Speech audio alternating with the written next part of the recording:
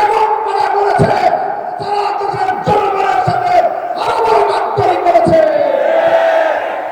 তাই আজ 54 বছর পরে যখন দেশের মানুষের পিঠ দেয়ালে চেপে গিয়েছিল,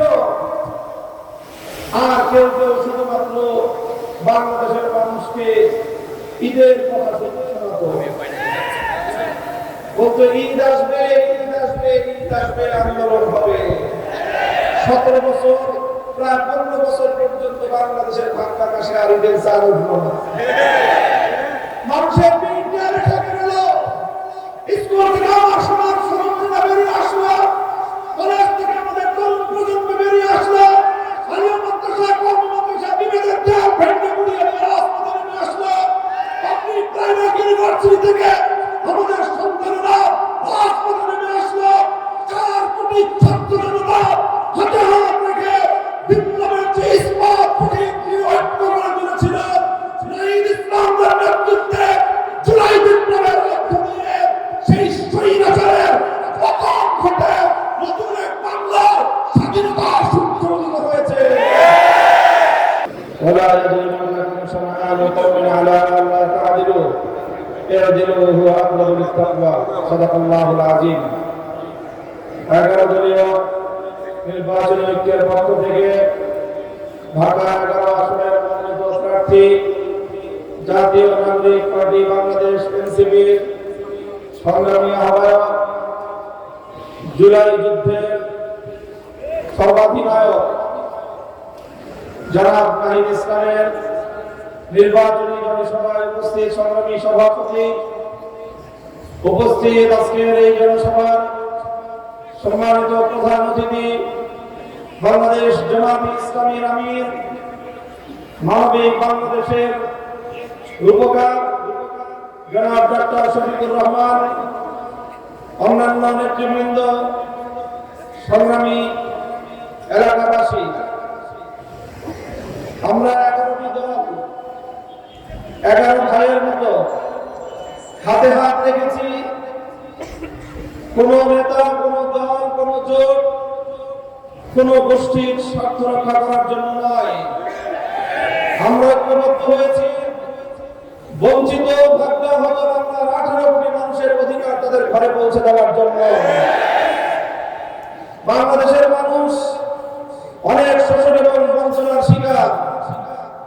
71-এর পূর্ব পর্যন্ত দীর্ঘ 214 বছর এদেশের মানুষ শাসিত হয়েছে বিদেশি শাসকদের দ্বারা, তাই তারা শোষণের শিকার হয়েছে। 71-এর মহান মুক্তিযুদ্ধের মাধ্যমে অর্জিত বাংলার স্বাধীনতার পর এদেশের মানুষের এক খুব বড় স্বপ্ন ছিল, আশা ছিল, এখন যেহেতু দেশি শাসকরা শাসন করবে, সুতরাং আমরা বৈষম্যের শিকার হব না। কিন্তু দীর্ঘ 54 বছরের পর বাংলাদেশের মানুষ যখন তাদের প্রাপ্তি এবং তাদের চাওয়া পাওয়ার হিসাব মেলাতে যায়, তখন তারা কি পায়? তারা দেখে যে শাসকের গায়ের চামড়ার রং পরিবর্তন হয়েছে, শাসকের জাতের পরিবর্তন হয়েছে, শাসকের ভাষার পরিবর্তন হয়েছে, কিন্তু বাংলার মানুষের ভাগ্য নিয়ে ছিনিমিনি খেলা, বাংলার মানুষের অধিকার ছিনতাই করবার শাসনের কোনো পরিবর্তন হয় না। শুধু এতটুকু পার্থক্য হয়েছে, আগে স্বাধীনতার আগে শাসকরা বাংলাদেশ থেকে শোষণ করে নিজেদের দেশে আমাদের সম্পদ লুটপাট করে নিয়ে যেত, আর স্বাধীনতার পর থেকে শুরু হলো আমাদের দেশীয় শাসকরা এদেশের জনগণের সম্পদ লুটপাট করে বিদেশে পাচার করে। সেই হিসেবে যারা আমার দেশ থেকে লুটপাট করে নিজেদের দেশে নিয়ে যেত, তাই আজ 24 পরবর্তী বাংলাদেশের মানুষের যে আকাঙ্ক্ষা, যে ইচ্ছা, যে অভিপ্রায়, সেটাকে যারা সম্মান জানাতে পারে না, বাংলাদেশের মানুষ তাদেরকে কোনোদিন গ্রহণ করবে না। মনে রাখবেন, 1,500 মায়ের পথ খালি হয়েছে, 1.5 সহস্রাধিক জুলাই যোদ্ধাদের শাহাদাতের রক্ত দিয়ে বাংলার এই মাটিকে পবিত্র করা হয়েছে। 30,000-এর বেশি যোদ্ধা হত জুলাই যোদ্ধা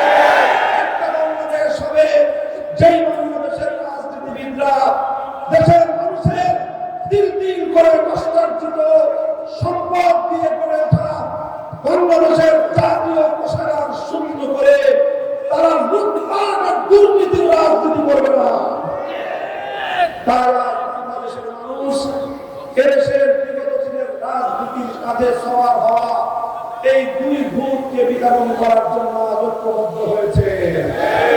এক নম্বর ভূত হলো বাংলাদেশের রাজনীতি থেকে গুন্ডামি আর সন্ত্রাসকে খেটিয়ে বিদায় করতে হবে। দুই নম্বর ভূত হলো বাংলাদেশের রাজনীতি থেকে লুটপাট আর দুর্নীতিকে চিরতরে বিদায় করতে হবে ইনশাআল্লাহ। তাই জুলাই বিপ্লবের মধ্য দিয়ে যে নতুন বাংলাদেশের যাত্রা শুরু হয়েছে, নাহিদ ইসলামরা জীবনকে ঝুঁকির মুখে ফেলে জালিমের কুরুটের সামনে আবু সাঈদ মুক্তরা চিরকাল করে দিয়ে যে বিপ্লবের সূচনা করেছিল ডক্টর শফিকুর রহমান সাহেবের নেতৃত্বে 11 দলীয় নির্বাচনী ঐক্যজোট আগামী 12 ফেব্রুয়ারি গণ বিপ্লবের মাধ্যমে সোনার বাংলাদেশ গড়ে তুলবে ইনশাআল্লাহ। আমরা আখেরি কথা শেষ পয়দা জুলাই বিপ্লবের প্রশ্নে কোন নমনীয়তার সুযোগ নাই, আপোষের সুযোগ নাই। গণভোটে হা না না হা হা না না হা এই নাটকের অবসান ঘটাতে হবে। যারা হা না না হা করতেছেন আপনারা ১,৫০০ শহীদের রক্তের সঙ্গে গাদ্দারি করেছেন। ৩০,০০০ যুদ্ধাহত জুলাই যোদ্ধাদের সঙ্গে বিশ্বাসঘাতকতা করেছেন। শহীদদের রক্তকে যারা সম্মান জানাতে পারে না, যুদ্ধাহত জুলাই যোদ্ধাদেরকে আজ যারা সম্মান করতে পারে না যথাযথভাবে, দেশের জনগণের ভাগ্য তাদের হাতে নিরাপদ নয়। তাই গণভোটে নির্ভীক চিত্তে অকুণ্ঠ চিত্তে স্বতঃস্ফূর্তভাবে গোটা বাংলাকে নিরঙ্কুশভাবে বিজয়ী করতে হবে ইনশাআল্লাহ। আর ঢাকা 11 আসন থেকে বিপ্লবের মহানায়ক নাহিদ ইসলামকে জাতীয় সংসদে প্রতিনিধিত্বের জন্য নির্বাচন করে বাংলার মানুষের পক্ষ থেকে ঢাকা 11 আসনের জনগণ ভোটাররা আপনারা জুলাই বিপ্লবীদের প্রতি বাংলাদেশের মানুষের যে দায়, সেই দায়ের ঋণ কিছুটা শোধ করার চেষ্টা করবেন ইনশাআল্লাহ। আমি যদি ঢাকা 11 আসনের ভোটার হতাম, স্বপ্নগুলিতে নাহিদ ইসলামকে আমি ভোট দিতাম। আপনারা যারা ভোটার আছেন, এটা আপনাদের পবিত্র আমানতের দায়িত্ব। বিপ্লবের সঙ্গে গাদ্দারি করবেন না। যারা জুলাই বিপ্লবের সবচেয়ে বড় বেনিফিশিয়ারি, আপনারা ১.৫ বছরের মাথায় এসে সেই জুলাইয়ের স্পিরিটকে ধারণ করতে ব্যর্থ হয়েছেন। এটা আপনাদের রাজনীতির ইতিহাসের চরম ব্যর্থতা, কলঙ্কজনক অধ্যায়। ইনশাআল্লাহ আগামী 12 ফেব্রুয়ারি 11 আসনে 11 দলীয় নির্বাচন ঐক্যে সাতটা করি বিপুল ভোটে বিজয়ী হবে ইনশাআল্লাহ।